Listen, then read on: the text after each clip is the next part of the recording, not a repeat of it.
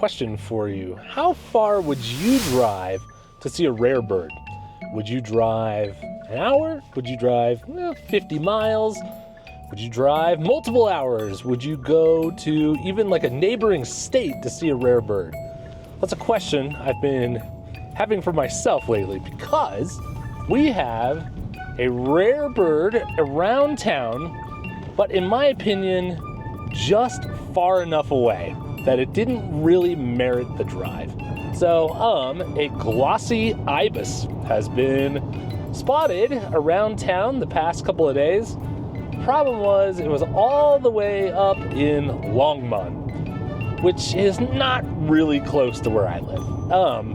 And I think it's just outside the range that I think driving to go see it would be worth it. So, my patience has paid off though, because today, hot off the rare bird wire, Glossy Ibises have now been seen at Cherry Creek Reservoir, which is about 15 minutes away from me. So, you'll never guess where I'm on my way to right now. Yep, Cherry Creek Reservoir, we're gonna go see these Glossy Ibises, but many questions remain. Are they actually Glossy Ibises? Could they be white-faced ibises, which are more common and very similar looking?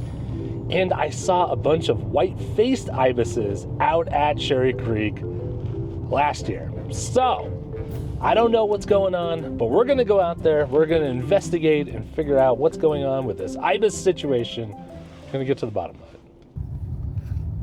As I arrived at Cherry Creek, I had many questions internally for myself. Mostly, am I an idiot for coming out here and trying to make photos in the rain and snow?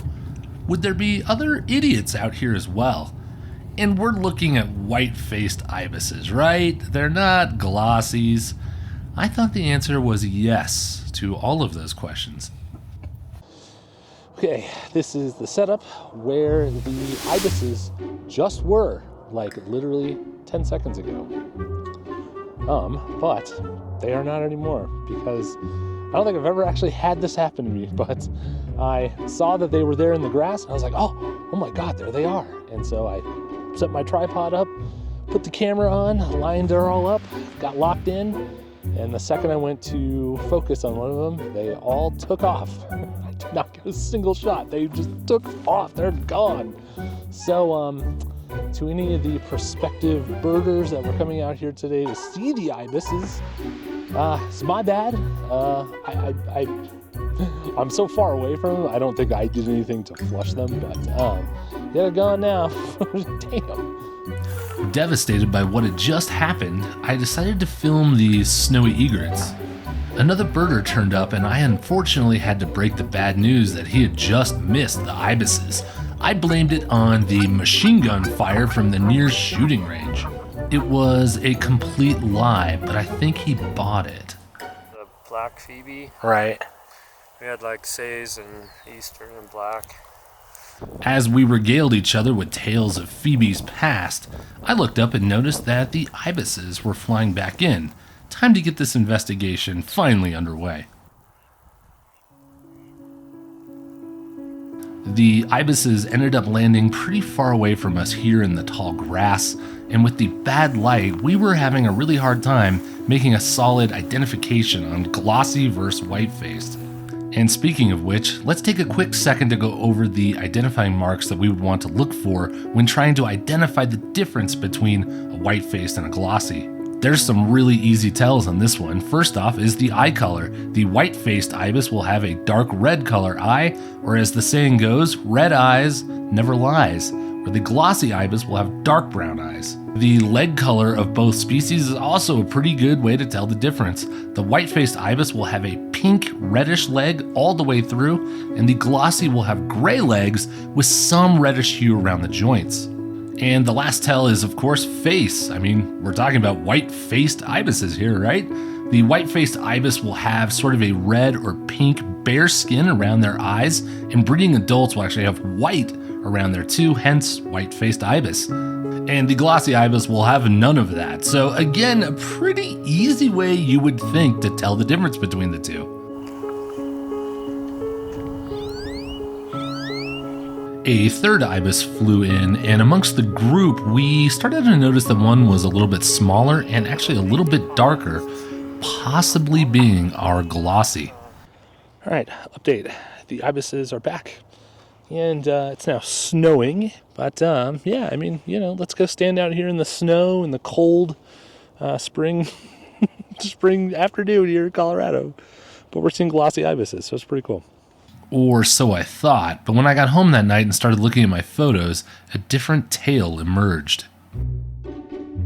My first images I started to review were inconclusive at best. The distance and bad light caused a lot of the details to not be able to be seen. Like these photos here, they're so far away, I can't tell what color the legs are. I can't tell what color the eyes are. But as I got to some of my shots that were a little bit clearer and closer, the details came out. And as I said, the saying goes, red eyes never lies. These were white-faced ibises, not glossy. Oh, well, hello. We're back, and we are on our way back to Cherry Creek Reservoir. I'm not satisfied with the ibis situation and what's going on out there. I have seen so many conflicting reports. They're white-faced ibises, they're glossy ibises, there's some white-faced and some glossy, which I think is likely.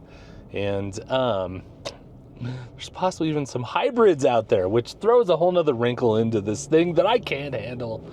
So anyways, we are going back out again. The weather is much better today. Last time it was snowing. Today it's almost 80 degrees. Again, spring in Colorado, here we are. So yeah, let's get back out there and re-examine this again, and we'll see if we can really identify glossies versus white-faced or the dreaded hybrid. Oh God, I wouldn't even know where to begin. Anyways, let's go see what we can find. I found the ibises again in the same place, but this time there were more of them.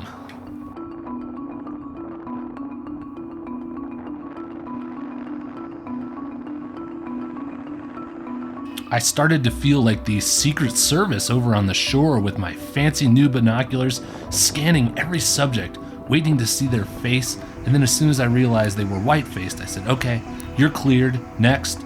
Okay, you're cleared, next.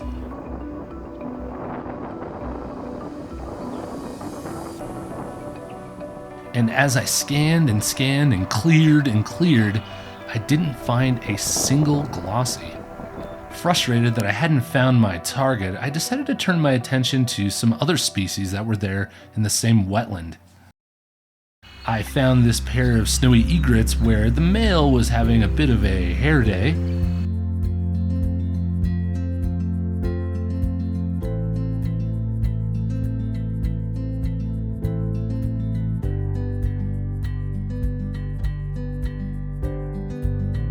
And then I found these lesser yellowlegs enjoying foraging in the nice calm waters at sunset.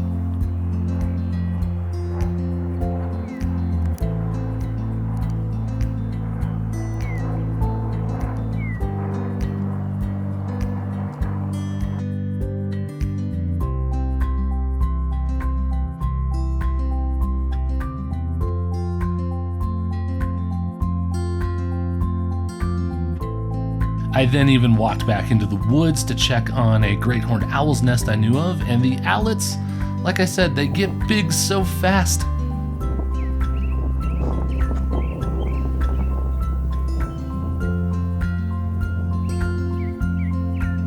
I'd finally given up hope and was starting to walk back to my car, but right as I left, I noticed another ibis pop up out of the reeds walking in the back. That might be the glossy. The angle was tough, and shooting through all the reeds was nearly impossible. I rolled this 5-second video clip and was able to take about 4 stills, hoping that maybe I'd finally, in the last minute, seen a glossy. I wouldn't know until I got home and could pull up the footage.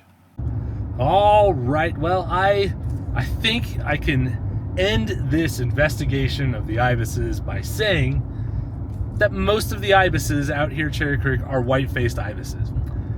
Is there potentially a glossy or two mixed in? I think there is. And I do think a lot of people were misidentifying, including myself, glossies from white faces. So anyways, that's the story. I hope you enjoyed the video. This has been a fun little thing to put together over the past couple of days. And yeah, I will see you on the next one. Thanks for watching. Bye.